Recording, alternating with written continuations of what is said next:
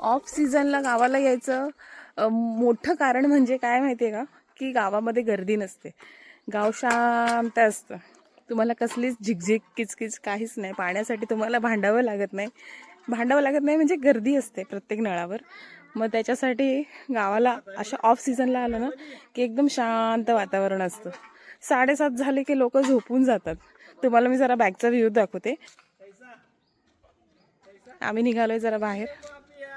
आता वाजलेत 12, 12:15 झालेत. आमचं गाव आहे कोकणामध्ये, पोलादपूरमध्ये सुरबाची वाडीमध्ये. हे गाव एवढं सुंदर आहे,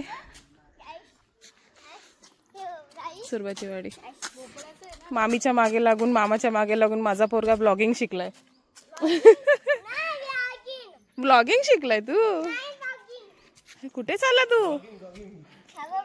ब्लॉगिंग करतोय बाबू. बुक घ्या आधी हातामध्ये. हे बघ काय, बुकच्या आधी मोबाईल आला. ए तू एवढी हुडी का घातलीस रे? थंडी आहे बाबा इथं. काय थंडी तर किती आहे बाप रे.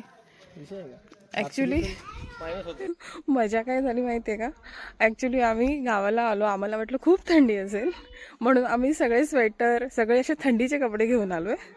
बिचाराचे हाल तेच झालेत.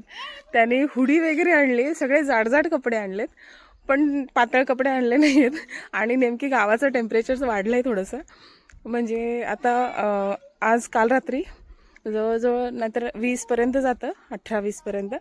आणि आता टेम्परेचर झालेलं आहे 22-23. आणि आता सकाळी जवळ 32 पर्यंत गेलेलं आहे आताचं टेम्परेचर. त्यामुळे याची चांगलीच आवाटाईट झाले गरम कपडे घालून. माझ्या मागे मागे मागे मागे येतोय. आपली गाडी येते मागून. आता कुमार गेला गाडी काढायला, त्यामुळे आम्ही जरा इथे टाइमपास केला. हनुमान मंदिर आहे ते तिकडे. आणि मग आता पाया पडून आलो पण आहे, त्यामुळे पाया पडलो आणि आता निघालोय. चला, कुमार आलाय, गाडी आली आपली. तर चला बघू आता कुठे आपला दौरा होतोय. तर जाऊन फिरून येऊया.